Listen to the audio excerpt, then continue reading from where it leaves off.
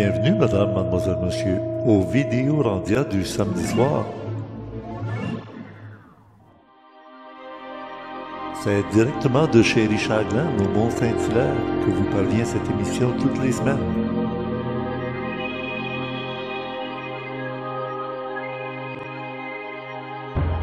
On sème ce qu'on veut récolter. L'appel de la nature, c'est l'appel de Dieu. Nous étions en première samedi le 10 juin 2023 pour le Vidéo Randia numéro 24. Conception, animation et montage de Richard Glenn, l'ésotériste du Nouveau Monde qui vous parle.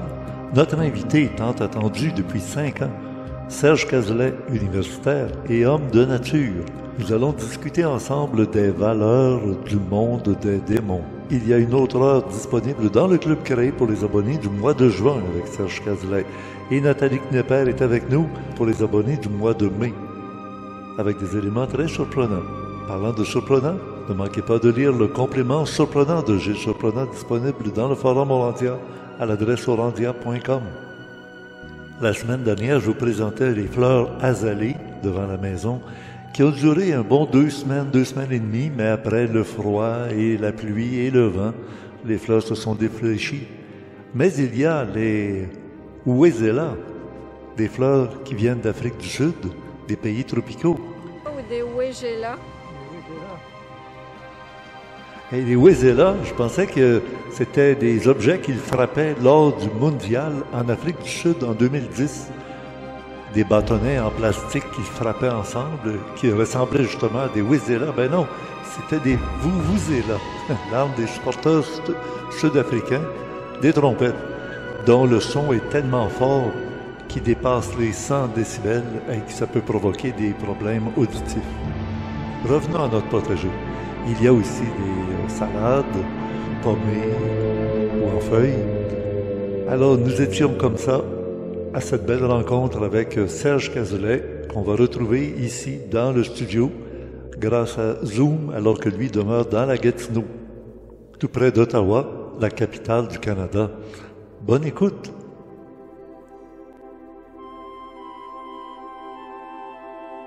Ben oui, c'est dans le climat de l'été que nous allons retrouver notre ami qu'on a vu il y a plusieurs années de ça maintenant. Il se nomme Serge Cazelet. Ah, et il y a des gens qui pensaient que ce serait Serge Monard. C'est impossible, il est décédé. Mais on profite de la présence vivante de Serge Cazelet qui est bon vivant. Bonjour Serge. Bonjour Richard. Ah, quand je dis bon vivant, c'est vrai, hein, c'est pas simplement dans ta tête intellectuelle, parce qu'on sait que tu es un spécialiste, professeur d'université dans le domaine des langues anciennes, des textes sacrés, des religions primitives, on pourrait presque dire. Et aussi, tu t'intéresses à quelque chose de très, très vivant, le jardin, le potager, et aller plus loin que tout ça, les conserves à la fin, à l'automne, on ramasse les légumes, et on peut se faire des conserves qu'on peut conserver pendant des années. C'est un peu dans l'esprit de l'idée que si je déménage, c'est que je m'éloigne de la société qui est loin d'être autonome.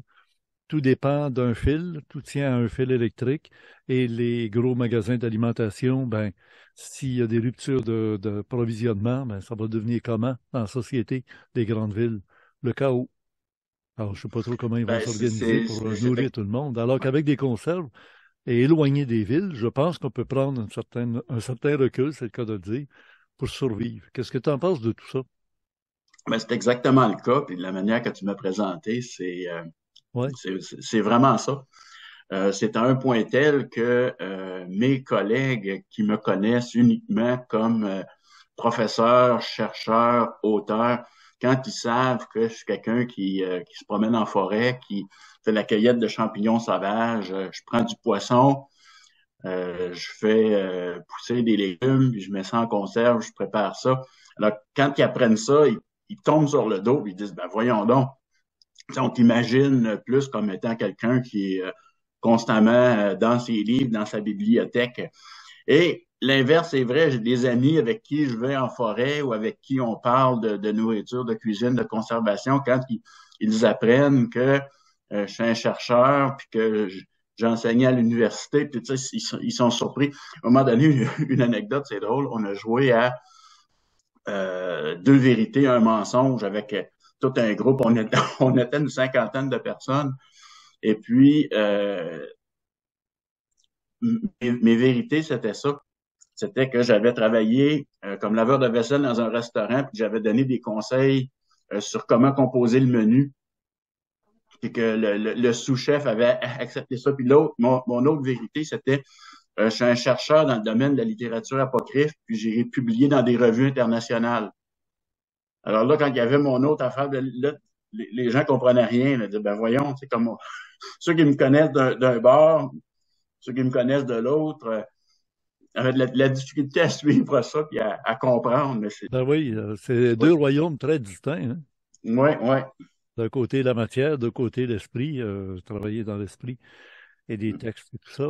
Ben oui, alors Serge, est-ce qu'on commence par... on a vu des scènes durant le générique au début de notre jardin. Tout le monde a compris que oui, là, c'est lancé. On laisse passer le temps pour que ça pousse et que ça donne des fruits, c'est le cas de dire. Des légumes et des fruits. Mais toi, tu es allé plus loin encore, puis même à un moment donné, tu m'as laissé un message que je pense important que tout le public entende. Tu m'as dit, j'en ai fait des potagers moi aussi, mais j'ai découvert que finalement, au bout de la ligne, l'important, c'est d'avoir à la fin des légumes qui n'ont pas coûté trop cher et qu'on peut mettre en conserve. Puis là, en accumuler beaucoup, beaucoup. Mais quand on fait un petit potager en ville, comme moi, on ne peut pas accumuler beaucoup de légumes.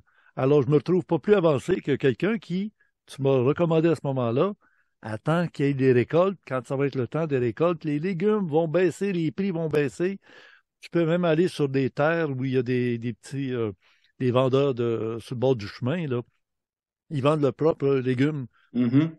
à la route. Alors là, tu ne payes pas cher. Tu te prends une poche de ci, une poche de ça. Tu arrives chez vous, tu ne les as pas cultivés, tu n'as pas eu toute la difficulté de, de, de, de désherber, de t'occuper des bébites, du mildiou, là, des champignons et tout. C'est parfait. Et là, tu fais tes conserves. C'est gagnant, gagnant sur tous les tableaux. Tu es d'accord avec ça? Eh ben exactement. On cultive frais pour la consommation courante durant l'été, mais combien de temps de conserver, à moins d'avoir un très, très grand espace, ben on n'en a pas assez. C'est ça. Alors, on peut aller dans les marchés, les grands marchés, ou aller directement chez les cultivateurs. Souvent, les cultivateurs, ils ont énormément de ce qu'on appelle du numéro 2, ben, du légèrement déformé qui ne peut pas se vendre dans les grandes surfaces, hein, parce que les acheteurs de grandes surfaces, souvent, ils veulent avoir un légume qui est parfait, avec une forme parfaite, puis une grosseur uniforme. Alors, on va chez les cultivateurs, puis ils vont nous vendre ça à la poche, souvent vraiment pas cher. Même dans bien des cas, il va dire, ben, si tu vas les chercher toi-même dans le champ, je te les donne. C'est arrivé. Moi, j'ai déjà eu des carottes comme ça. Ils ont dit, ben, si tu vas la chercher toi-même, je te la donne parce que de toute façon, tout ce qui reste dans le champ est invendable parce que les grosseurs ne sont pas uniformes. Oui. Les gros magasins d'alimentation, les chaînes comme IGA, Métro et tout ça, ils exigent une certaine qualité et quelque chose qui soit compatible. C'est la forme, que ça soit uniforme. Ah oui, c'est ça. On commence à le voir. Je voyais récemment, on va le nommer chez Maxi, ils vendaient de la patate sucrée, des poches de 10 livres, mais c'était toute la déformée. Des grosseurs dépareillées ou des formes. La patate sucrée, normalement, il y a celles qui sont plus ou moins rondes, celles qui sont vraiment faites sur le long. Ben là, c'était déformé, c'était croche. Donc, c'est plus difficile à éplucher. Mettons, pour les restaurants n'en veulent pas à cause de ça parce que ça prend beaucoup de temps à préparer. Alors, eux vendent ça à la poche comme ça, c'est tout du déformé, du numéro 2. Oui, alors, on achète ça puis en grande quantité, puis ça coûte pas cher. On peut mettre ça en conserve après. Et ça goûte la même chose. Et ça a les mêmes propriétés nutritives, qu'elle soit formée, déformée, qu'elle ait la forme qu'on voudra. Hein. Oui. C'est ça. Mais une fois transformée en potage, là, ça paraît pas si ta carotte était croche un peu. Ou... Il va falloir qu'on se revoie à l'automne, quand ça va être le temps des conserves. Habituellement, le temps des conserves, c'est quoi? C'est fin septembre? Oui, ben moi, j'attends qu'il fasse moins chaud, d'habitude. Donc, l'automne, c'est parfait. Puis, c'est la saison des récoltes. Puis là, partir les grosses bouilloires ou partir l'autoclave. Quand il fait chaud, ben, c'est moins agréable. Alors, l'automne, rendu en septembre, octobre, novembre, c'est le temps. Oui, puis la récolte, elle se fait pas avant l'automne. C'est Les ça. légumes, ça arrive pas habituellement avant la fin du mois d'août, septembre, là. C'est ça, exactement. Alors, en gros, tu viens de dire un mot un peu rare, là, c'est l'autoclave. Oui, C'est un presto, ça? une autoclave, c'est un gros presto sur lequel il y a un cadran qui indique la pression. Puis souvent, il y a un poids aussi sur le dessus. Ah, puis la Alors, dans manière le de le fermer domaine, aussi, je pense que la manière de le fermer, oui, c'est c'est ça, des oui. clips, Il y là, a puis... des joints d'étanchéité, là, puis on peut le fermer. Il y en a, il y a plusieurs technologies. Là. Il y en a vraiment, là, on le serre. Il y en a d'autres que c'est vraiment, on le tourne jusqu'à temps que ça clique. Là. OK. Puis là, c'est bien étanche, c'est bien solide. Alors, pour faire des conserves acides, comme des marinades de cornichons, de la relish, on peut faire bouillir ça dans l'eau, simplement. On fait bouillir nos pots dans l'eau un certain temps, dépendant de la grosseur du pot, dépendant du produit. La durée de temps change. Ça, c'est tout indiqué par les manuels des fabricants ou par les recettes. Mais quand on a un produit qui est non acide, je donne un exemple ici, de la truite, Ben oui, du poisson. de la truite du Québec, que j'ai pris moi-même. Il est dans le fond, est-ce qu'il est dans un liquide, là? Est-ce qu'il flotte dans quelque chose? Bon, ben, regarde bien ça si c'est intéressant. Ça, c'est du poisson que j'ai pris moi-même. Je l'ai défaite en morceaux. J'ai même pas enlevé la peau ni les arêtes. C'est de la truite très, Là, très je n'entends fraîche presque plus, Geneviève. que j'ai pêchée. Tu mets le morceau, tu mets une petite pincée de sel, tu mets aucun liquide. Et là, je mets ça dans des petits pots, dans l'autoclave. Donc, l'autoclave, c'est pour faire des conserves de produits qui sont non acides. Donc, dans ce cas-là, du poisson. Et au bout d'un certain temps, 90 minutes ou 110 minutes, dépendant de la grosseur de nos pots, ben, c'est ça qui est le résultat final. Puis le liquide, c'est le propre liquide puis la propre huile naturelle du poisson. Il n'y a aucun autre liquide qui est là-dedans. C'est seulement le poisson, de la truite, avec des morceaux de truite avec une pincée de sel. Et puis ça se conserve longtemps. Moi, j'ai pris de la truite l'année passée. Puis, étant donné qu'on était pour se parler aujourd'hui, j'en ai ouvert un tantôt, puis je l'ai mangé. Ah, OK, OK. Ce qui manque, là, c'est ce que tu viens de manger. Oui. Il était plein, là. Alors ça, c'en est un qui n'est pas encore ouvert, là, qui est bien scellé, puis il est encore bon pour plusieurs mois. OK. Euh, c'est des pots maçons, ça? Ça ressemble à C'est ça? ça. C'est des pots maçons, puis des Oui, des couvercles Bernardins, là, c'est du Bernardin, Bernardo, c'est je sais ça. pas trop, là. Exactement. OK, c'est la même marque. Alors, il faut les faire cuire. Dans l'autoclave, est-ce que tu les laisses ouverts ou Sont fermés avec la petite rondelle d'étanchéité qui est ici, là. OK, OK. avec le couvercle. Le couvercle est là, on met la rondelle d'étanchéité qui va tenir le joint, puis on met ça dans l'autoclave. Puis Et là, c'est là ben, que tu les laisses quoi? Tu les laisses bouillir pendant ils, 100 ils minutes, vont. 90 En minutes? fait, c'est là, il y a un indicateur et un cadran qui indique la pression. Alors, on OK. fait monter le cadran à 10 livres de pression à nos altitudes. Ici, c'est 10 livres. Il y a d'autres altitudes où ça peut être 11 livres et même 12 livres. Ça dépend. Tu sais, ça dépend OK. vraiment de quel endroit où on se situe au Québec ou ailleurs dans le monde. S'il y a des Européens qui nous écoutent, là, on regarde ça selon notre altitude. Puis là, une fois qu'il a atteint à nos altitudes, à nous 10 livres de pression, mais là, dépendant de la grosseur de pot qu'on a, si c'est des pots de 250 ou des pots de 500 ou des pots d'1 litre, ben là, la durée de stérilisation qu'on appelle va être plus longue ou plus courte. Donc, Où est-ce qu'on 90 trouve, minutes, 110 minutes. où est-ce qu'on Donc, trouve les ça crée, mesures? à l'intérieur de l'autoclave, ça crée de la vapeur, puis la pression monte. Et c'est ça qui fait que quand on atteint une certaine pression, on met 10 livres de pression, les spores de botulisme ne survivent pas à ces pressions-là. OK. Le botulisme, c'est comme des bactéries?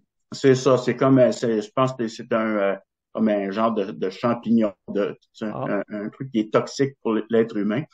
Donc, dans les conserves, si on veut que notre conserve soit sécuritaire, il faut qu'on ait une certaine pression, 10 litres de pression minimum, et une durée de temps. Chaque produit puis chaque grosseur de peau a sa durée de temps. Si quelqu'un veut s'initier aux conserves domestiques, OK? Bon, donc, il y a ça, là, on s'achète pour des produits non acides, on s'achète un autoclave. Et il y a un site web. C'est un Québécois, c'est un passionné de conserve. OK. Il a monté tout un site web, puis il donne des conseils de sécurité, puis il y a énormément de recettes aussi. Pour le complément surprenant, là, Gilles n'aura absolument aucune difficulté de le trouver. C'est Vincent Le Canneux, avec 2 N. C-A-N-N-E-U-X. Donc, Vincent Le Canneux. On va sur son site web. Ce gars-là, il donne de l'information incroyable. Il a même déjà été invité à la télévision.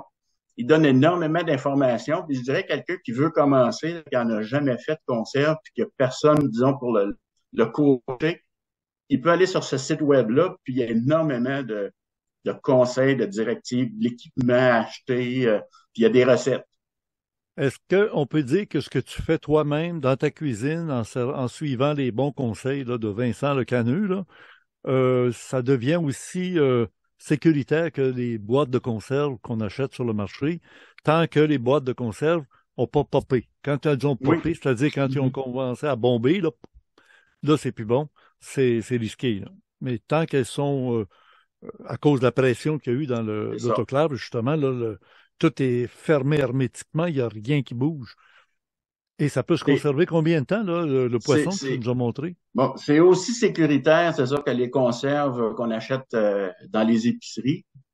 Moi, j'ai des conserves que ça fait 1 an et demi, 2 ans, qui sont encore très bonnes, mais moi, on me dit que ça peut durer encore plus longtemps que ça.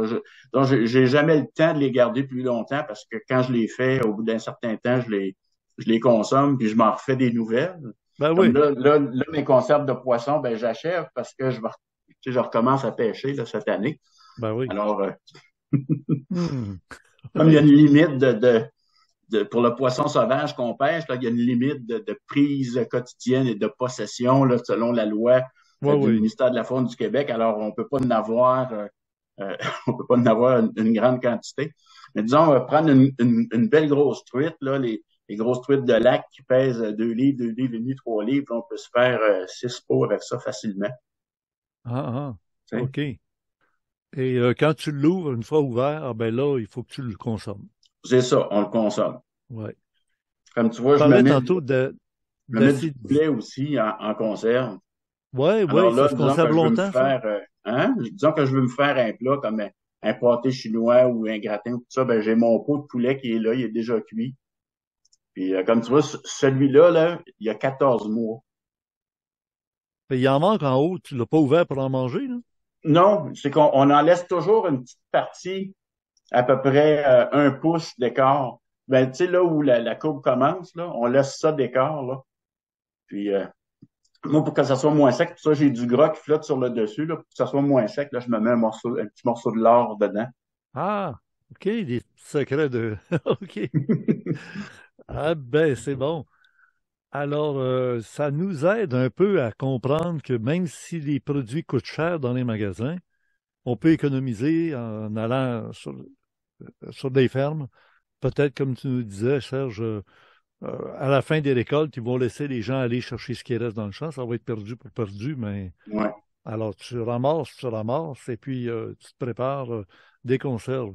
Les boîtes de conserve en tôle, là, je me suis fait dire que dans l'armée même, ils vont garder des boîtes jusqu'à 10 ans. Ah, ça se garde très longtemps, là. Il y a des dates d'expiration sur les boîtes de conserve. Puis moi, je me suis fait dire que souvent, là, jusqu'à 5 ans après la date d'expiration qui est imprimée, là, actuellement, on en trouve sur le marché des boîtes, là, c'est écrit 2027. Fait que si le fabricant indique 2027 comme date d'expiration, là, on peut étirer ça jusqu'à 5 ans. Il y a même un mouvement qui milite pour dire qu'il faudrait enlever les dates d'expiration sur les conserves parce que ça engendre du gaspillage. Il y en a qui jettent ça aux poubelles. Puis, autrement dit, tant qu'elles n'ont pas popé, c'est ça. C'est ça.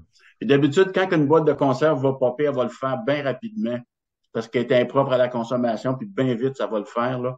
Moi, ça m'est pas arrivé souvent que j'ai perdu des conserves. C'est arrivé une fois, j'avais fait de l'aubergine en conserve, puis j'ai 6 pots. C'est comme 48 heures après, les pots avaient débordé, puis Là, ben, je sais exactement c'est quoi l'erreur que j'avais faite. Là, On va être donc, j'avais, dis-nous donc. j'avais pas mis, c'est qu'il faut mettre, dans ma recette que je suis, il faut mettre un pourcentage de vin blanc et de jus de citron pour l'acidité.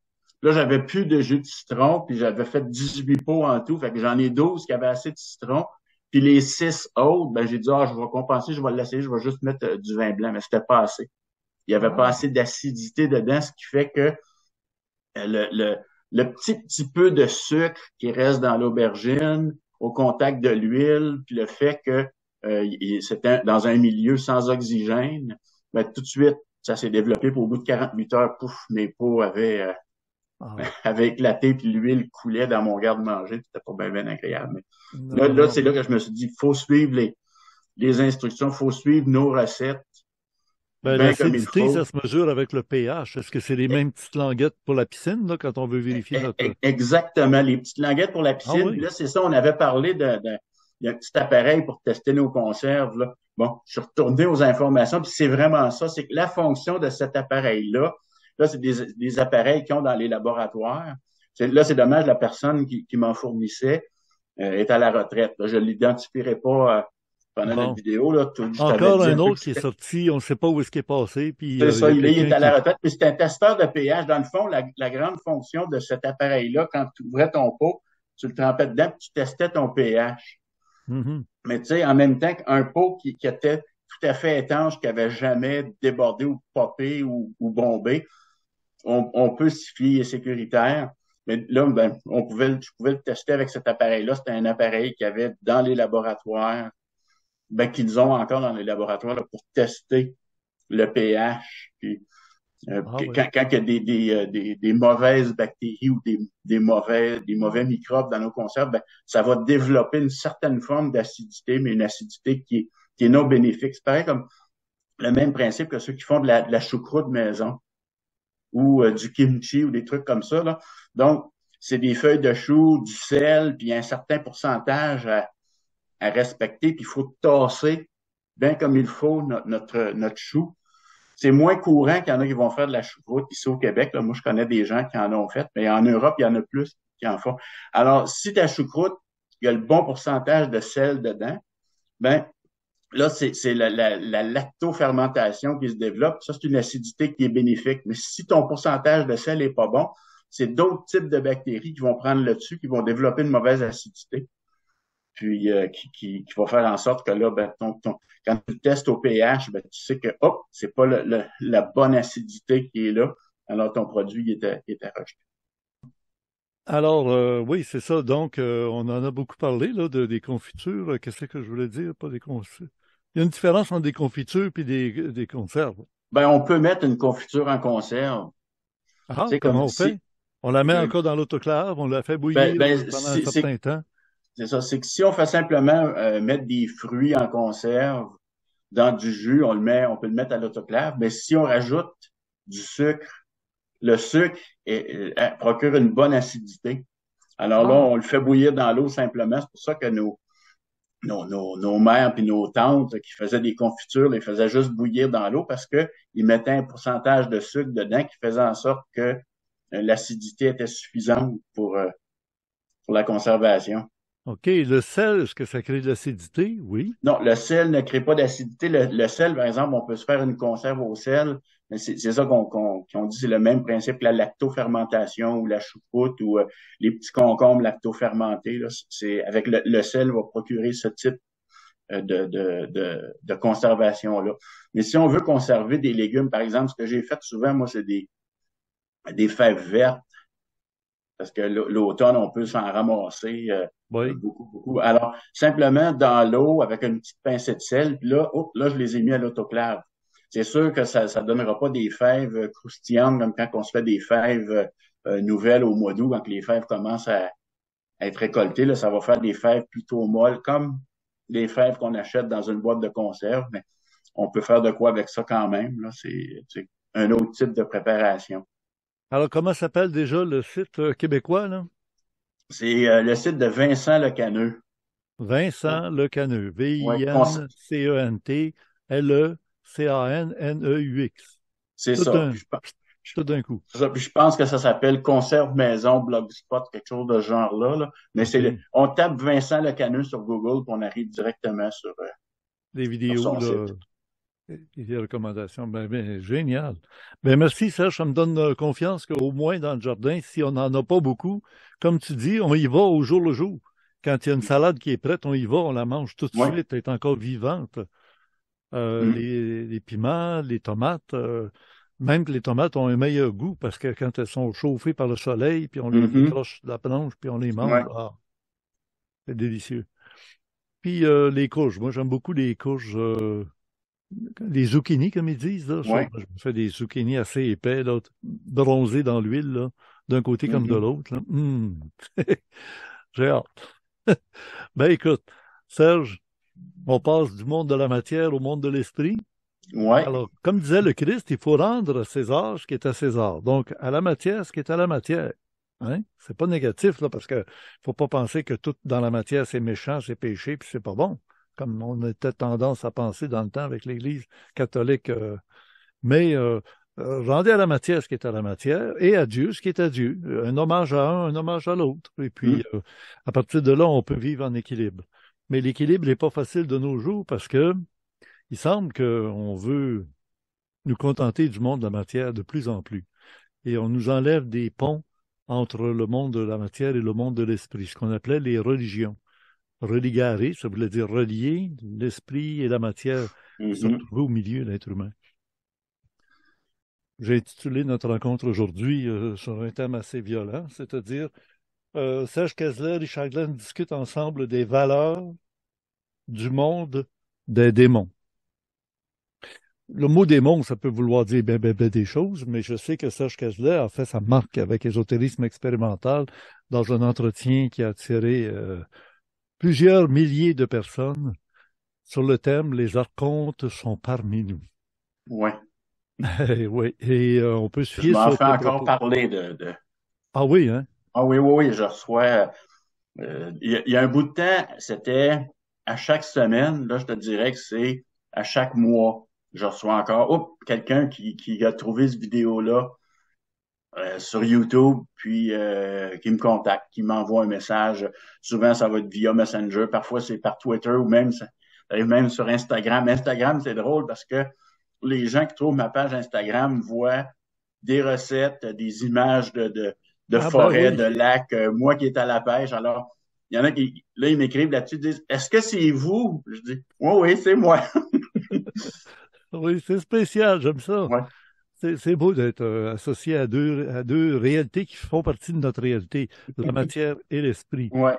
Ben, les archontes, la définition que je me souviens de Serge Kessler, qui est la bonne, parce que s'il y en a un qui est spécialiste dans le domaine, c'est bien toi. Tu connais très bien la signification des mots dans les différentes langues anciennes qui servaient à l'époque où on utilisait ces termes-là. Alors, ce seraient des êtres humains, pas des anges déchus, mais des êtres humains qui ont une propriété négative dans le monde où ils veulent dominer par tous les moyens possibles et asservir l'être humain qui est le moindrement spirituel, on l'écrase.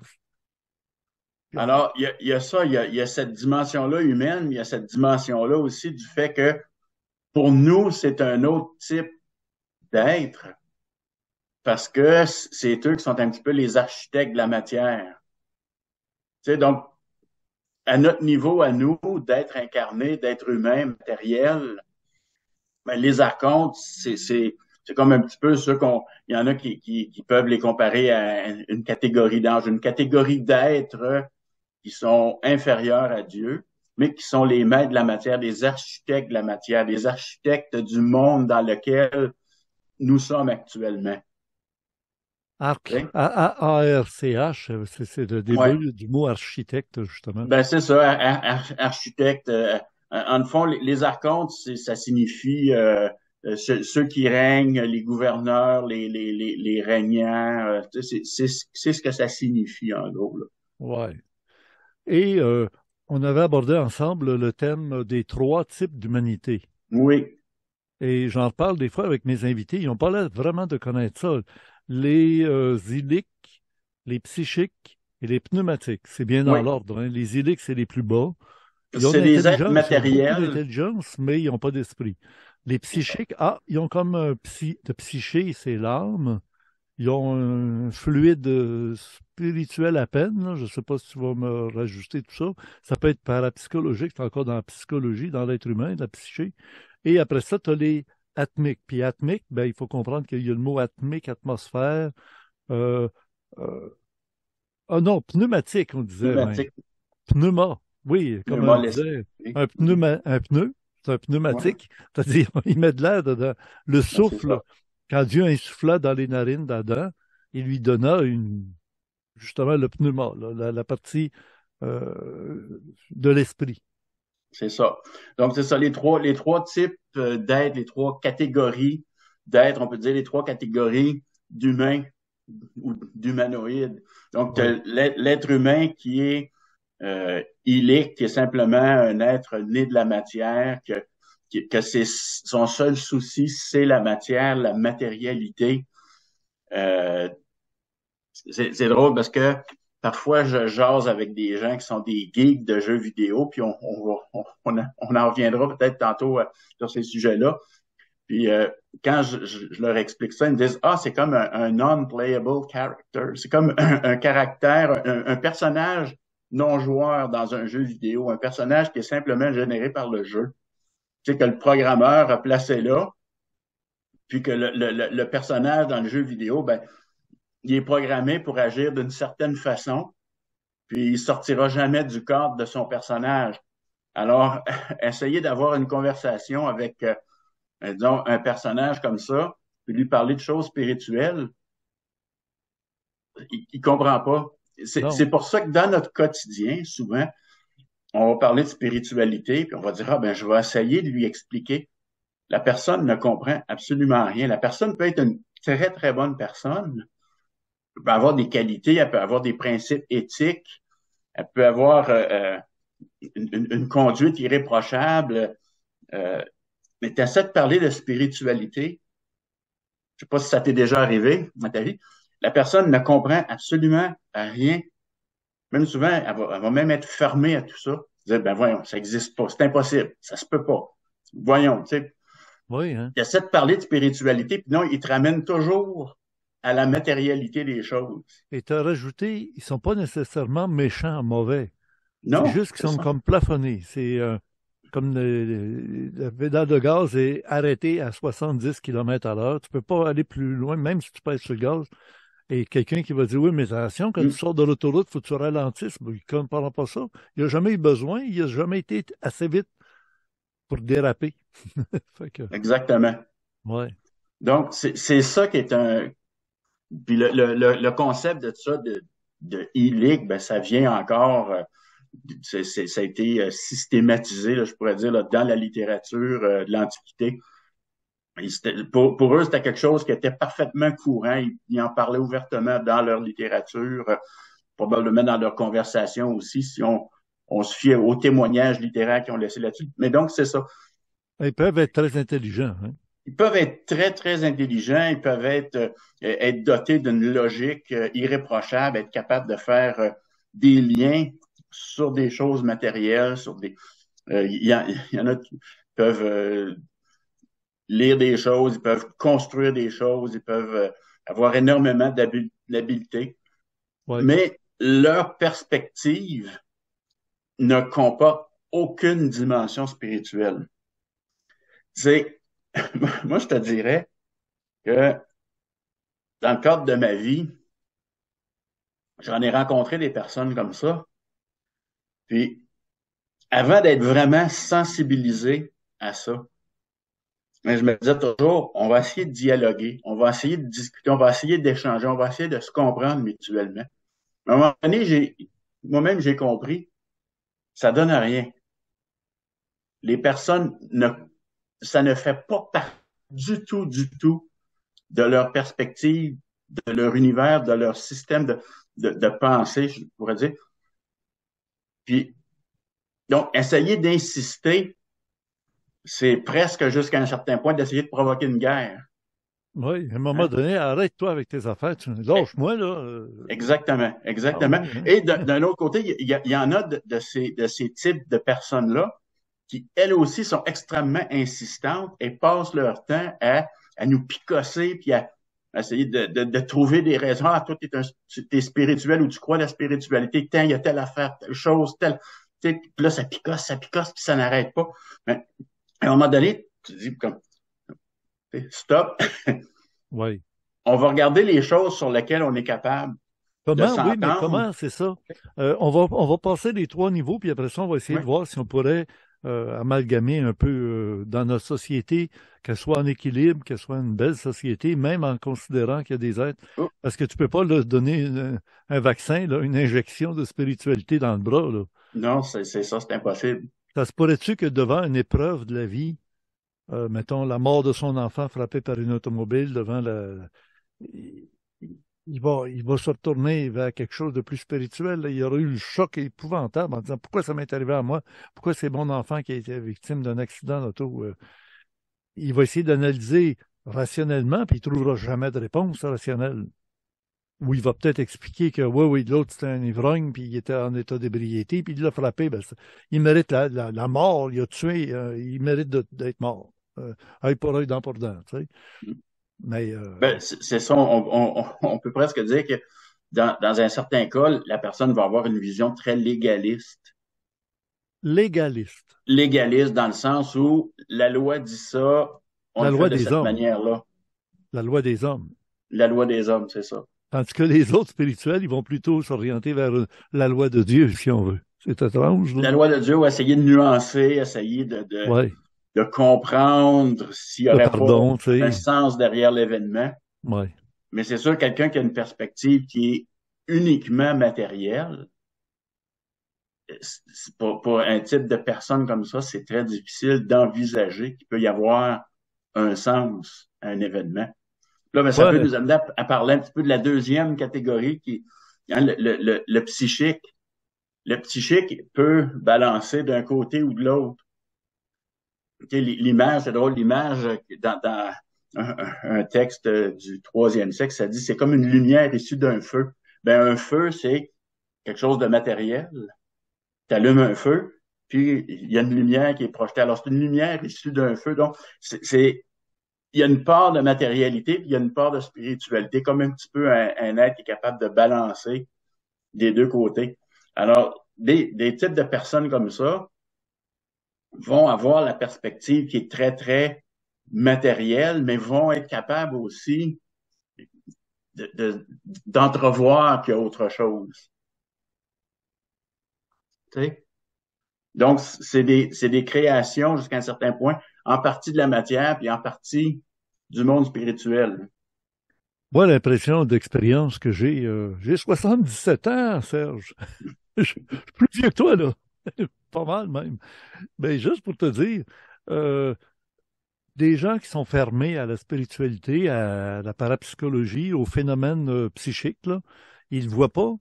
Il faut leur amener des preuves qui les concernent, eux, intimement, personnellement. Et quand on va dire des choses à ces gens-là, ils vont dire, tu rêves, tu t'imagines des affaires. À un moment donné, tu arrives dans le salon ou tu arrives dans un moment d'intimité, on est deux, puis on se parle. Puis là, écoute, je vais te dire une affaire, là. Ta mère qui est morte, là, elle m'a dit telle affaire. Elle m'a dit de te le dire. Là, le gars, il devient tout croche. Comment tu sais ça? Il n'y a personne qui le sait, il n'y avait rien qu'elle. Ouais, elle me l'a dit de te le dire, parce qu'elle a dit, il faut que tu t'ouvres à l'esprit. Là, attends une minute, là, il faut que je respire, là, parce que là, tu viens de m'assommer. Ben, je n'ai connu ça. Et ça m'est arrivé à quelques reprises dans ma vie de 77 ans. C'est pour ça que je te disais ça. Parce que j'ai détecté ce monde-là. Et c'est souvent du bon monde, mais ils deviennent arrogants quand ils sentent qu'ils sont privés de quelque chose. Ça, tu sais, quand on disait la foi, c'est un don. Hein, la foi, l'espérance, la charité. Tu l'as ou tu l'as pas. Si t'as pas. Il y a des gens qui avaient la foi, à un moment donné, ils perdent la foi. C'est comme s'ils devenaient illiques. Je sais pas si tu me suis, là. Et, Ouais, on peut dire, c'est de l'esprit qui est tombé dans un sommeil profond. good. Donc, il y aurait peut-être moyen de le réveiller, mais attention, quand tu réveilles quelqu'un qui n'est pas prêt à être réveillé, il va se réveiller fâché, Il enragé. va se Pourquoi réveiller de tu m'as mauvaise réveillé? humeur. Ben, c'est ça un peu, c'est que les pneumatiques, les êtres spirituels, Ah, ça, c'est le troisième niveau, là. oui, c'est ça. Quand ces êtres-là sont dans la matière, elles sont quand même sous une certaine emprise d'un sommeil. Ah oui, OK. Ils Parce qu'ils doivent, sont obligés ils doivent, oui, d'amoindrir la puissance de l'esprit pour pouvoir ouais. être dans la matière limitée. C'est bon ce que tu dis. Moi, quand je fais de l'ésotérisme, Geneviève le sait, quand on a fait le jardin, c'était plus le temps de parler d'ésotérisme puis de m'occuper des montages des émissions ou de préparer le déménagement, sortir le stock dans le conteneur, puis de faire du Tetris pour placer les objets aux bons endroits. J'avais peu à tête à des connexions psychiques, là. J'étais, paf, dans la matière. Mais c'est bon d'être capable de se promener d'un monde à l'autre. Mais il y a des gens, comme tu dis, les élites qui sont carrément en bas. Au niveau de la matière. Puis Ouais. il n'y a rien d'autre, il n'y a aucune autre perspective pour eux que la matière. Sauf s'ils vivent un choc. Un choc personnel que. Est-ce que écoute-moi, toi, tu as été chrétien, catholique. Est-ce que le baptême, ça serait un processus qui provoquerait la connexion? Tu sais, comme tu disais, s'ils sont un sommeil profond, ça réveillerait en eux. Ça leur donnerait un souffle, ça ferait descendre le souffle dans leur. Mais la plupart qui sont élites de notre société au Québec, ils ont déjà été Oui, baptisés, ben ça n'a rien c'est ça, changé. c'est que le baptême, en fait, a ça comme fonction. Ah, Mais actuellement, puis je te dirais dans l'histoire occidentale, dans la mesure où tout le monde était baptisé, puis c'est que le baptême a perdu son sens, puis c'est ça, on pourrait rentrer dans des considérations théologiques, là, puis je me rappelle, moi j'ai déjà assisté à des conversations, la validité ou non d'un baptême. J'embarque pas dans ce genre de discussion-là, mais tout ce que je sais, c'est que dans de nombreux cas, le baptême n'a absolument aucune, c'est ma perspective à moi, c'est la manière que je le vois, là, n'a pas OK, n'a pas de oh, fonction. C'est simplement ouais. un rite de passage que la civilisation occidentale s'est donné, puis ça n'a pas, ça a pas plus d'impact que ça.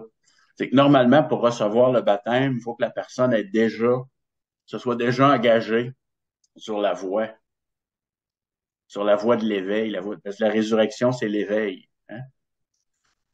Donc, il faut que la personne se soit déjà engagée sur cette voie-là et elle reçoit le baptême. Là, le baptême a une signification. Mais de baptiser n'importe qui ou comme on fait actuellement, c'est intéressant parce qu'il n'y a pas longtemps, il y a un magazine québécois qui m'a demandé de faire une enquête sur des adultes qui demandent le baptême. Puis c'est drôle, euh, il y a un certain nombre de personnes actuellement au Québec et au Canada. C'est des adultes, ils veulent se faire baptiser, mais juste pour avoir le papier, pour pouvoir ensuite se marier ou pour pouvoir devenir parrain ou marraine d'un enfant. Mais dans certains cas, il y en a un cas en particulier que j'ai trouvé ça bien intéressant. Lui, c'était ça qu'il m'expliquait. Il avait voulu se faire baptiser juste pour faire plaisir à sa conjointe qui était en couple avec elle depuis le début de la période COVID. C'était une amie d'enfance, il l'avait retrouvée. Puis là, elle lui a dit, ben, je veux bien me marier, mais je veux me marier à l'église. Puis lui, il était issu d'une famille où euh, la religion est absolument inexistante. Alors, il dit, ben, c'est correct. Puis lui, dans son esprit, c'est qu'il dit, bon, OK, regarde, je vais me faire baptiser, ça va me donner un papier, puis on va se marier, puis ça va lui faire plaisir, tu sais, à ma blonde. Mais quand il est allé frapper à la porte d'une paroisse, ils ont dit, ben oui, on va te baptiser, mais tu vas suivre une formation avant. Okay? Il dit, ben, OK, ben, il se dit, je vais suivre une formation, c'est beau, quand je vais m'asseoir là, puis je vais prendre des notes, puis je vais. Mais le type, pendant le processus, il me dit, j'ai vécu quelque chose. Il dit, je suis pas capable d'expliquer ce que j'ai vécu, ce que j'ai ressenti ou ce qui m'est arrivé comme expérience. Et Mhm. il n'était pas encore baptisé. Mais ce qu'il m'a expliqué, j'ai trouvé ça bien intéressant, c'est de valeur parce que l'article qui m'avait été commandé était très, très court, fait que je pouvais pas entrer dans les détails.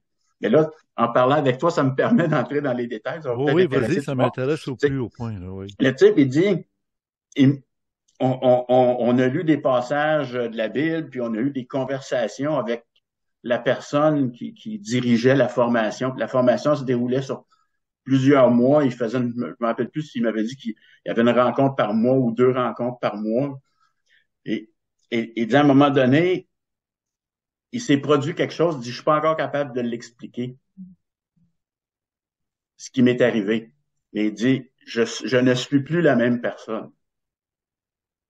J'ai trouvé ça fascinant. J'ai dit, il dit, je suis la même personne, j'ai la même personnalité, la même conscience, mais il dit, je sens que j'appartiens à un monde différent.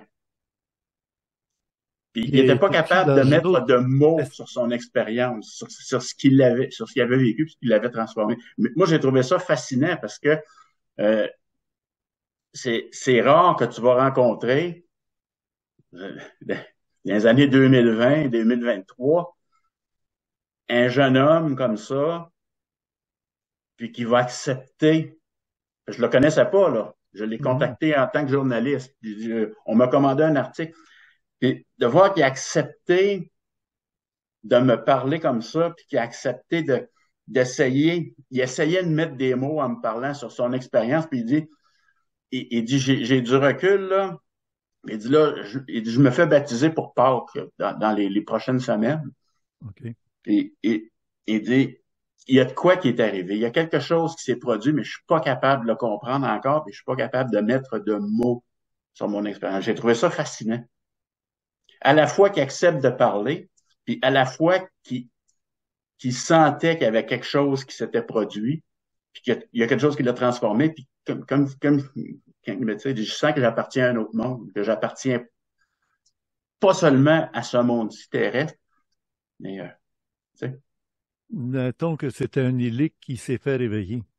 Ou c'est un psychique qui s'est fait, ou même un pneumatique qui dormait, qui était endormi, puis là, tout d'un coup, oups. Oui, c'est ça. C'est pour ça que même mes émissions d'ésotérisme expérimental, on parle d'extraterrestres, on parle de parapsychologie, mais j'insiste beaucoup sur le côté spirituel. Et il y a des gens qui n'ont plus de nourriture spirituelle, au moins le temps où ils allaient à l'église, ils étaient forcés, ils n'aimaient pas ça, puis il y avait un petit quelque chose. Puis là, aujourd'hui, il n'y en a plus de petit quelque chose. Il n'y a même plus d'émissions religieuses, à peu près pas, là, tu sais. La victoire de l'amour, à peu près la seule qui demeure encore active et puissante.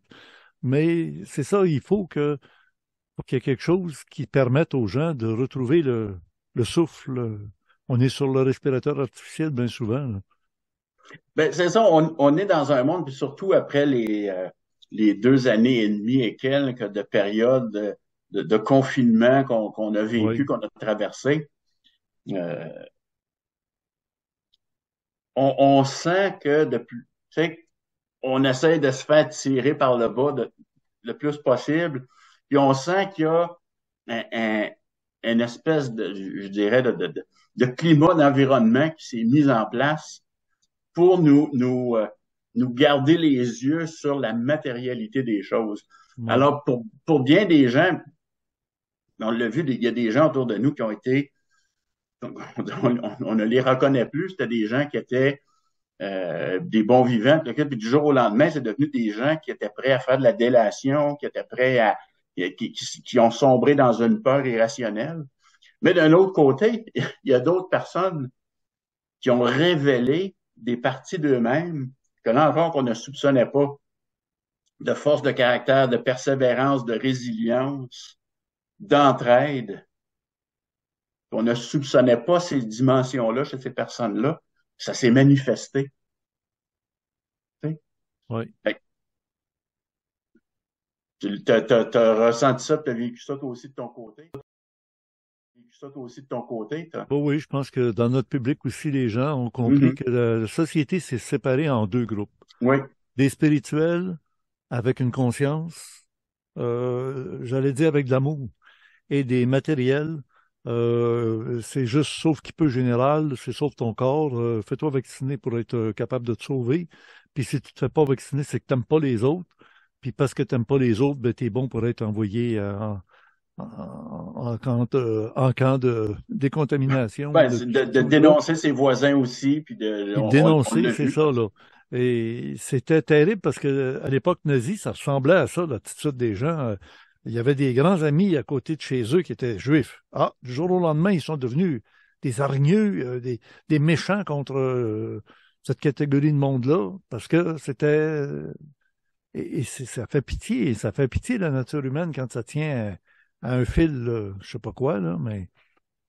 Ben, je dirais Il y a le à toutes Pinocchio les qui a époques, besoin chaque des fois qu'il fils y a eu pour une bouger. période de crise, une période de guerre, Oui, on a vécu des situations comme ça où il y a eu une cassure dans la société, puis où la société s'est radicalisée, puis c'est comme, s'est mis à évoluer dans une dualité qui était presque inexplicable. Ces jours-ci, on le voit avec tous les feux de forêt. Tu arrête sais, donc. Arrête donc. euh, il y a des feux, c'est clair, c'est manifeste.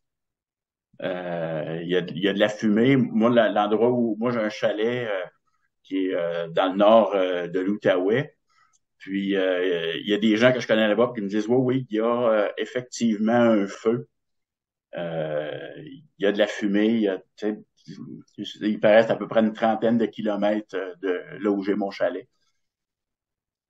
Mais on voit qu'il y a de la résistance d'un côté puis de l'autre. Il y a des gens que tout de suite, ils se sont mis à paniquer puis à avoir peur puis à dire oui, il faut évacuer, il faut ramener tout le monde en ville, il faut que les gens qui conduisent des véhicules, il faut arrêter ça immédiatement. Puis il y en a d'autres qui ont dit, ben, regarde, là, wow, on reprend nos gaz égales. Là. Oui, il y a des incendies, il y a des feux actuellement, mais le moment n'est pas c'est pas le moment de paniquer, puis c'est pas le moment de commencer à faire peur au monde puis de prendre des décisions irrationnelles, mais on le voit. Puis il y en a d'autres qui tombent dans la négation totale en disant ben non, il n'y a pas de feu du tout, c'est le gouvernement qui invente le fait qu'il y a des feux. Puis, ben, c'est comme, quelle que soit la position radicale, moi je peux pas dire que les feux sont tous inventés.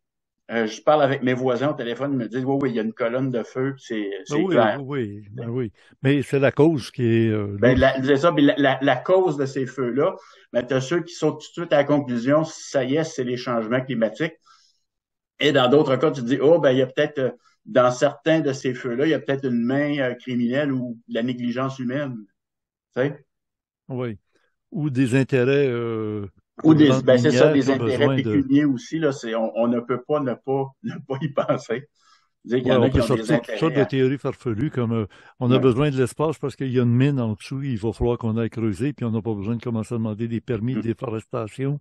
Ça va être déforesté très rapidement. Puis mm, l'autre, c'est de dire aussi, il faut ramener les gens vers les villes de 15 minutes, puis les gens qui veulent s'évader des villes, puis s'en aller loin, puis même se retirer dans la forêt, ben il faut les ramasser ceux-là, puis on va leur faire des peurs qui vont retourner en ville. mm, Bon, tu sais, il y a toutes sortes de théories derrière ça, là, que ça peut être farfelu, puis tout ça, mais mm, mm. quoi qu'il en soit, l'être humain, qu'il soit élique, psychique ou pneumatique, il va avoir à traverser une existence qui va Oui, durer combien de temps? Ben, c'est sa vie. C'est sa responsabilité d'agir en conséquence. exactement. Alors, est-ce que toi, tu as une façon de percevoir si quelqu'un est élique ou psychique ou pneumatique? Est-ce qu'il y a un diagnostic comme docteur? Pouvez-vous me dire si je suis-tu psychique ou si je suis peut-être-tu... comment ça se ferait? Écoute, sans dire que c'est infaillible à 100%, ma méthode pour reconnaître le type ou la catégorie d'être qui se trouve devant moi, souvent je vais observer sa capacité à nuancer les choses. C'est comme quelqu'un qui est absolument incapable de nuancer, qui va dire c'est tout blanc ou c'est tout noir. C'est tout d'un côté, c'est tout de l'autre, ou qui va prendre des décisions vraiment de manière très, très tranchée. Mais souvent, je vais dire, oh, ça, c'est peut-être quelqu'un qui est un illique. Alors que quelqu'un qui est capable de nuancer, quelqu'un qui est capable d'apprécier, quelqu'un qui est capable d'ajouter un petit peu de couleur dans un problème, je vais dire, ah, ça, c'est quelqu'un qui a un esprit, donc un pneumatique. Ah, Quel que OK, lui, il est soit, au-dessus, oui, OK. ouais, quel que Et comment tu soit, définis un psychique dans ça? c'est vraiment quelqu'un qui va balancer d'un côté ou de l'autre, tu sais, OK. qui dans certains cas, va être très, très, très, je dirais, très nerveux, très sur les nerfs par rapport à une condition matérielle. Puis d'un autre côté, parfois, qui va être capable d'un élan de spiritualité ou d'un élan de poésie, puis de nuances. Tu sais, comme il est capable, il est vraiment entre les deux. OK, oui, oui. Tu sais. Donc, mais il peut sombrer d'un côté ou il peut tomber de l'autre, il peut basculer de l'autre. Est-ce que c'est pas mieux d'être au milieu, justement, des deux, puisqu'on vit dans la matière? Ben, la Et majorité des gens, on est venu de ouais, l'esprit, on retournera à l'esprit. Fait que, ouais, la majorité des gens sont des psychiques, sont entre les deux. oui, ben, quand Ouais, même, avec ceux-là, on peut dialoguer. Hein? On ouais. peut essayer de discuter philosophie, on peut théologie même, puis métapsychologie, etc. Puis on se rend compte Mm. que il y a des éléments qui accrochent, il y a des éléments de réflexion, il y a des échos, il y a des choses qui. Parce que le pneumatique, de la manière dont tu me l'expliques, là, c'est quasiment le mystique. Souvent, c'est des mystiques, c'est des grands mystiques, ou quand ils vont s'éveiller, ils vont aller vers le mysticisme, vers la contemplation pure. Donc, Oui, il faut les ramener un petit peu parce oui, oui, qu'actuellement, oui. ils sont incarnés dans la matière, donc ils ont un rôle à jouer dans la matière, dans le monde matériel, mais c'est je dirais, là, ils sont vraiment nés de l'esprit, puis Oui. ils sont spirituels dans ce sens-là. Est-ce que dans ceux-là, parce qu'ils sont spirituels, on les pense tout de suite des saints, tu sais, des êtres voués à l'esprit et tout ça, mais Aleister Crowley, mettons, tu sais, tu Ben, comprends, là, genre? ça serait un danger de les considérer uniquement comme des saints parce qu'ils sont pas Ouais, ce ne sont pas nécessairement des saints, c'est ça. surtout pendant leur passage dans la matière. Tu sais? Oui, oui. Mais ils semblent décrocher de la réalité. Ils semblent Exactement. pas saisir ce qu'ils ont à vivre ou ce qui se vit. Puis ils vivent pas comme les autres, ils vivent en reclus, ils vivent indépendamment, ils vivent dans leur monde, dans leur bulle, mais ils sont peut-être très bien avec leurs femmes, leurs enfants, des animaux. Puis à un moment donné, tu te dis, écoute, ça peut être des exaltés aussi, des exagérés. À un moment Oui. donné, ils vont se suicider, ils vont suicider leurs enfants, c'est-à-dire ils vont tuer leurs enfants, puis après ils vont se suicider. Puis là, tu te dis, hey, j'aurais jamais pensé ça de cette personne-là. Oui, mais c'est un exalté. Tant que tout va bien, tant qu'on ne brasse pas trop. Mais là, il s'est senti comme coincé. Sa femme l'a laissé tomber. Elle est partie, puis elle voulait la garde des enfants. Puis là, il a perdu le nez. Là, il a perdu le bon sens. Là. Pour lui, là, c'était le monde vient de basculer. Mais il n'a pas été capable de rentrer dans la réalité du monde. C'est pour ça qu'elle l'a laissé. Puis à partir du moment où il perd les cordes de lien, il- tout, tout passe. Tout s'en va. C'est ça. Il y a- Ben, je pense que la sagesse, en même temps, c'est de nous dire que on n'est pas capable de le discerner à 100% à quel type d'être quelqu'un, je dirais quelqu'un appartient ou quelqu'un est rattaché à quel type d'être. Mais c'est simplement de prendre conscience que euh, il y a certaines catégories d'êtres qui sont absolument incapables d'apprécier tout ce qui est spirituel, puis que ça ne fait pas partie de leur univers, ça ne fait pas partie de leur perspective. Et à ce moment-là, ben, c'est d'essayer d'établir, si on veut dialoguer avec des personnes comme ça ou interagir avec des personnes comme ça, ben, c'est de ne pas insister pour essayer de leur parler de spiritualité. Puis si on voit que ces personnes-là passent leur temps à vouloir écraser tout ce qui est spirituel, ben, c'est simplement de se dire, ben, on se laisse pas atteindre par le discours ou par les actes ou le comportement. Puis on est simplement conscient que cette personne-là, sa perspective est d'une certaine manière, est autour de certains autres problématiques, certains autres, que tout ce qui est important pour cette personne-là, c'est de trouver des réponses matérielles à des Mhm. problèmes, même si parfois un problème peut être un problème de l'ordre de l'esprit ou de l'âme, ben c'est de voir que cette personne-là va chercher simplement une solution qui est matérielle et va s'en tenir à ça. C'est de pas essayer d'insister. Tu sais. Oui. Mais effectivement, il peut y avoir des exaltés dans l'autre sens aussi, qui vont Moi, je basculer pense dans des fois, l'exagération. oui, je pense des fois aux maniaco-dépressifs. Quand ils sont maniaques, ils sont extrêmes d'un côté, exaltés, puis dépressifs, ils sont d'un côté complètement autodestruction, fermés, renfermés, déprimés, il n'y a plus rien qui va, je veux plus vivre ici, sur la Terre, etc. On comprend que ce décalage-là peut entraîner beaucoup de problèmes quand on est dans une société instable comme actuellement. Et on dirait que l'instabilité nous amène dans le gouffre lentement, lentement. Les taux d'intérêt viennent d'augmenter encore. Ouais.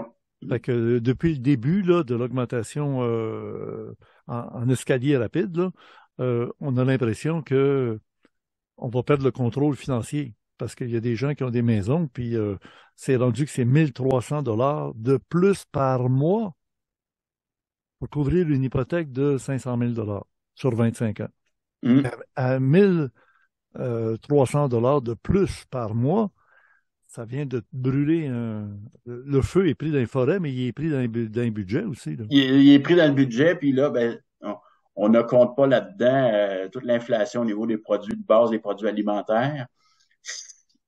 Alors, de là, l'idée de parler d'un jardin, d'un potager, puis aussi de faire des conserves rendues au moment où les légumes seront pas chers. Faites-vous des réserves. Mais un autoclave, on a oublié de le mentionner, ça se donne pas. Quel prix c'est à peu près un autoclave? C'est rendu très cher. J'ai pas regardé le prix actuel parce que moi, ça fait plusieurs années que j'ai ça le aussi, mien. ça doit avoir monté comme tout le reste. Mais c'est ça. Donc, ce que j'entends, c'est que c'est dans les 300 puis des dollars et plus. Moi, j'avais payé ça à l'époque. J'essaie de me rappeler. Je pense que j'avais payé ça j'avais payé ça en bas de 200 dans le temps. Là. Ah oui, un vrai autoclave avec le cadran. Oui, avec l'indicateur de pression, puis avec tous les joints d'étanchéité, puis tout ça, oui. Donc, c'est ça, tu sais.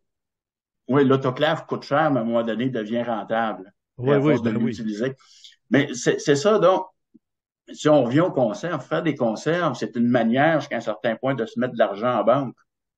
Parce que les produits que j'ai mis en conserve, moi, je suis quelqu'un j'aime bien ça manger de la viande, manger du poulet, tout ça. Alors, il y a le poisson que je prends moi-même, que je peux en mettre en conserve, mais moi, quand je vois, par exemple, où je vais aller chez un cultivateur, chez un producteur, puis je vais y acheter de la viande en grande quantité, je vais la payer moins cher, puis j'en mets une partie en conserve. Avant, je mettais ça surtout sous vide dans le congélateur, mais là, on l'a vu avec les dernières années, on a des pannes d'électricité récurrentes, puis on risque de perdre ce qui est dans notre congélateur. Puis moi, j'en connais des gens qui ont tout perdu, là, qui avaient 2 congélateurs, qui ont tout perdu. Alors que moi, ben, ce que j'ai mis en conserve, mon poisson, mon poulet, j'ai mis du bœuf en conserve, ben, ça, je le perds pas, c'est là, puis c'est là.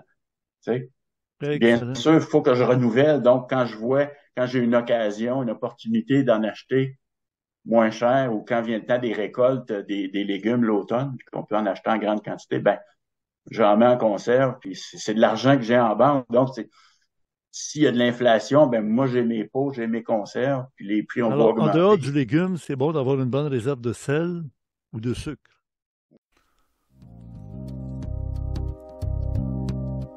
Nous venons d'assister au Videorandia numéro 24.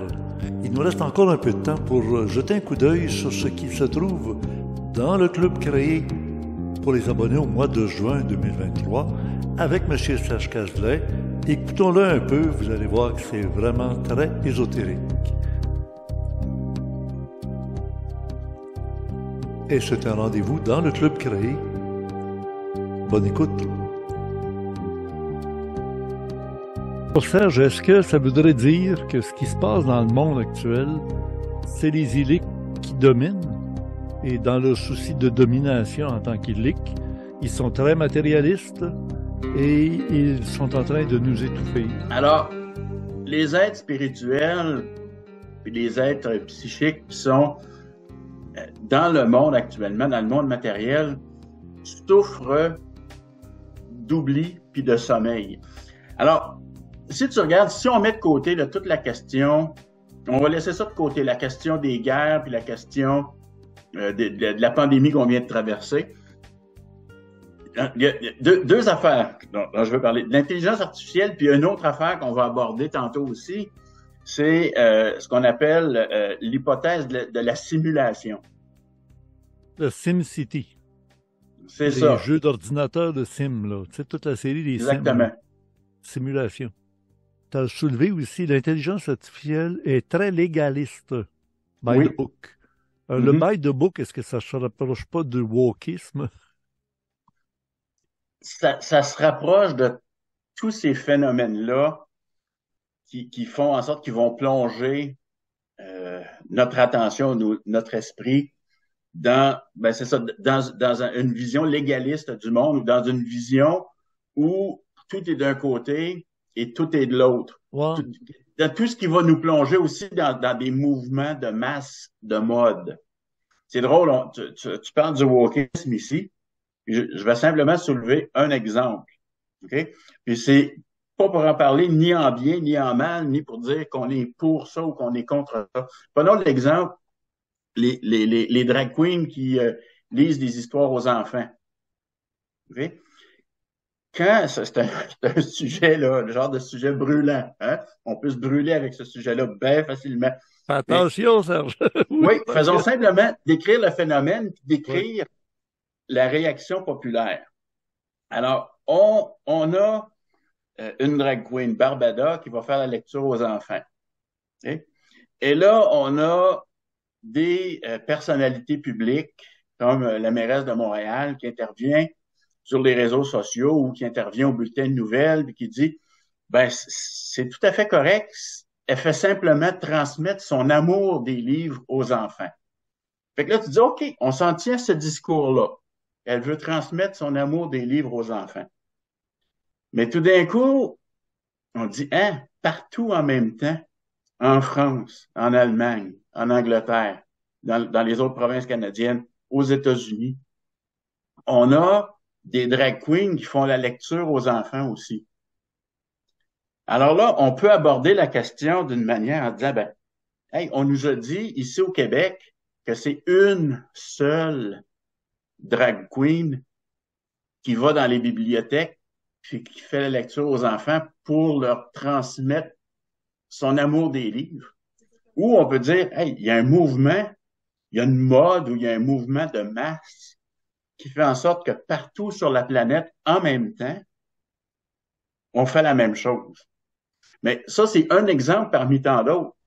Parce qu'on pourrait prendre d'autres phénomènes comme ça, qu'on nous présente comme étant des phénomènes qui sont très, très locaux, mais que dans le fond, non, il y a un mouvement de mode. Alors, qu'est-ce qui fait, on va revirer la question dans un autre sens, qu'est-ce qui fait que les êtres humains se laissent aller comme ça sur des vagues de mode, quelle que soit la mode?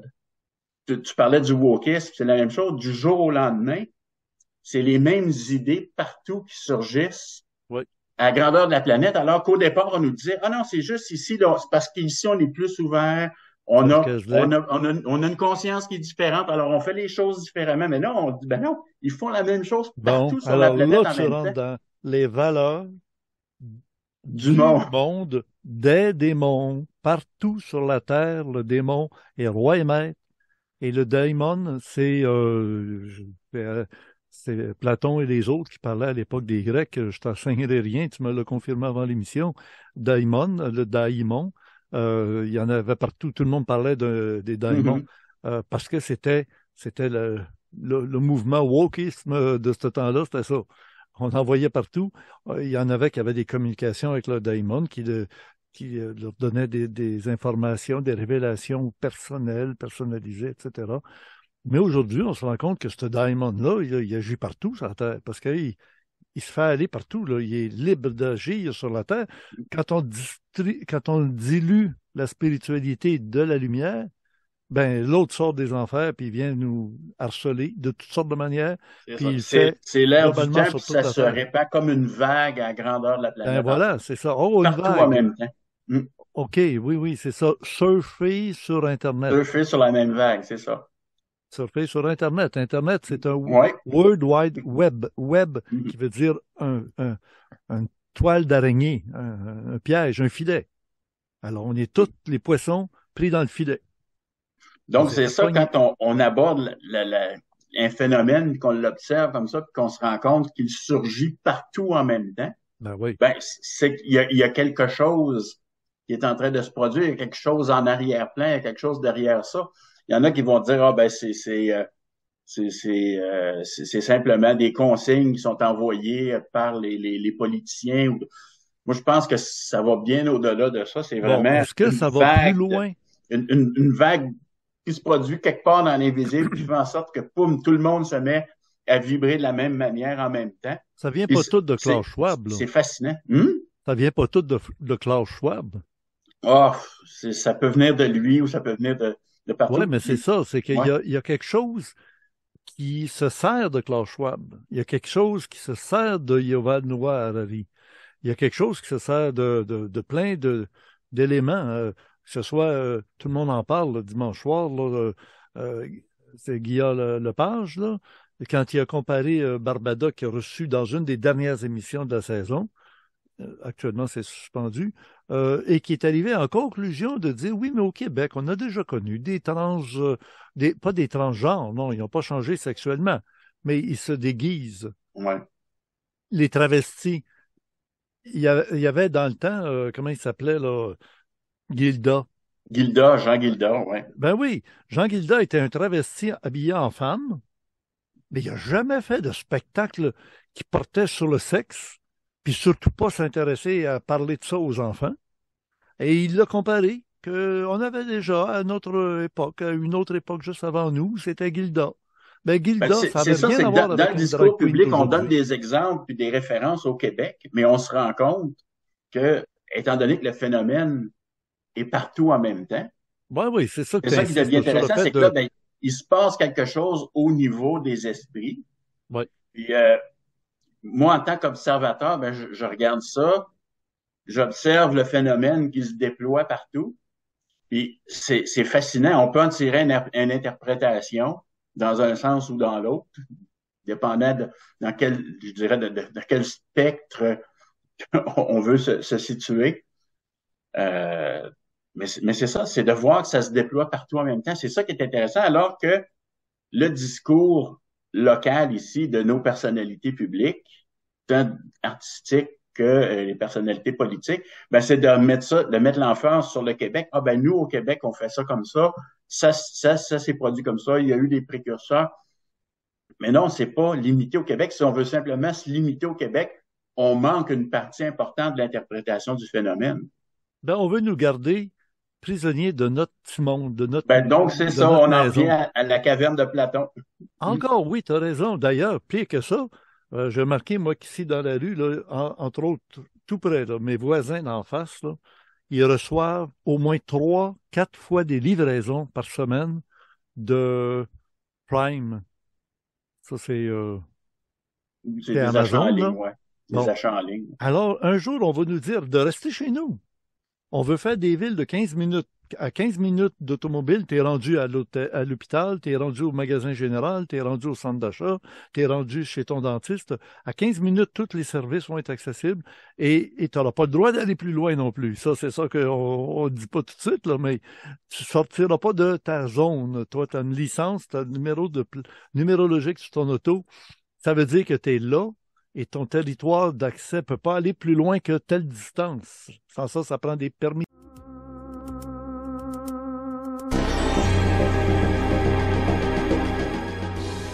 C'était qu'un extrait de ce qu'on retrouve dans le club créé du mois de juin avec M. Serge Cagelet à l'adresse orandia.ca. Et le mois de mai, les vidéos attendues sont maintenant disponibles. Et pour le complément surprenant qui apporte des éléments essentiels à bien comprendre tout ce qui a été dit ici aujourd'hui, ainsi que chaque vidéo Orandia, Gilles Surprenant ajoute un complément d'information à l'adresse orandia.com. Un pouce par en haut, c'est très apprécié de la part de toute notre équipe. Merci d'être abonné au club créé. C'est ce qui nous permet de maintenir les diffusions gratuites les samedis soirs, les vidéos Orandia du samedi soir. Bonne semaine et bon été. Et au plaisir.